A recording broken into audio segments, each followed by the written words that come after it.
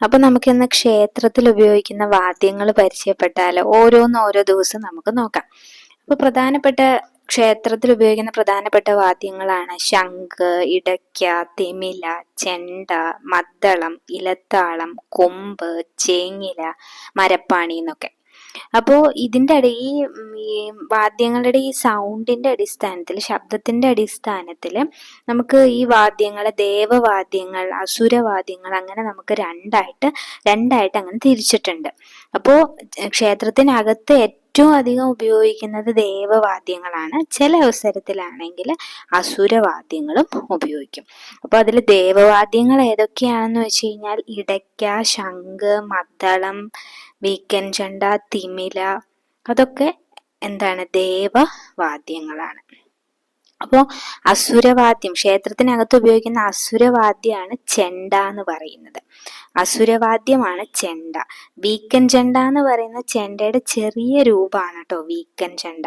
അപ്പം നമ്മൾ ക്ഷേത്രത്തിൽ അകത്ത് ഉപയോഗിക്കുന്നത് രണ്ട് സൗണ്ടിന്റെ അടിസ്ഥാനത്തിൽ, അത് പുറപ്പെടുവിക്കുന്ന ശബ്ദത്തിന്റെ അടിസ്ഥാനത്തിൽ ദേവവാദ്യങ്ങൾ, അസുരവാദ്യങ്ങൾ ഇങ്ങനെ തിരിച്ചിട്ടുണ്ട്.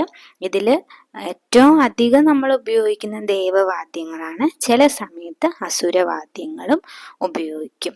അപ്പോൾ അങ്ങനെ ക്ഷേത്രത്തിനകത്ത് ഉപയോഗിക്കുന്ന ഒരു അസുരവാദ്യം ഏതാണെന്ന് ചോദിച്ചു കഴിഞ്ഞാൽ ചെണ്ടയാണ്. അപ്പോൾ വാദ്യങ്ങളിൽ ഏറ്റവും അധികം ക്ഷേത്രത്തിനകത്ത് ഉപയോഗിക്കുന്ന വാദ്യങ്ങൾ ഏതൊക്കെയാണെന്ന് ചോദിച്ചു കഴിഞ്ഞാൽ ശംഖും ഇടയ്ക്കയുമാണ്. ഏറ്റവും അധികം ഉപയോഗിക്കുന്നത് ശംഖും ഇടയ്ക്കയുമാണ്. അപ്പൊ നമുക്ക് ശംഖിനെ ഒന്ന് പരിചയപ്പെടാം.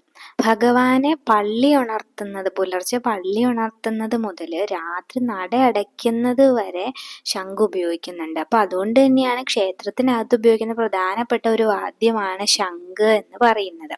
അതുപോലെ ശംഖിന്റെ നാദം എന്താണ്? നാദം ഓംകാരനാദമാണ്. ശംഖിന്റെ നാദം ഓംകാരനാദമാണ്.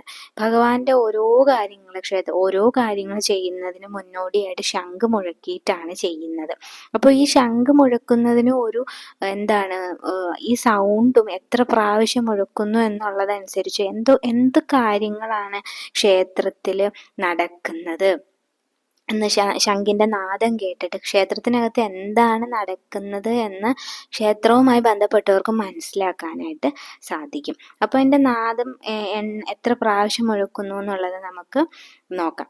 പള്ളി ഉണർത്തുന്ന സമയത്ത് 9 പ്രാവശ്യം, അഭിഷേകത്തിന്റെ സമയത്ത് 3 പ്രാവശ്യം, നിവേദ്യത്തിന്റെ സമയത്ത് 3 പ്രാവശ്യം, ദീപാരാധനയ്ക്ക് 9 പ്രാവശ്യം, തൃപ്പുക 3 പ്രാവശ്യം.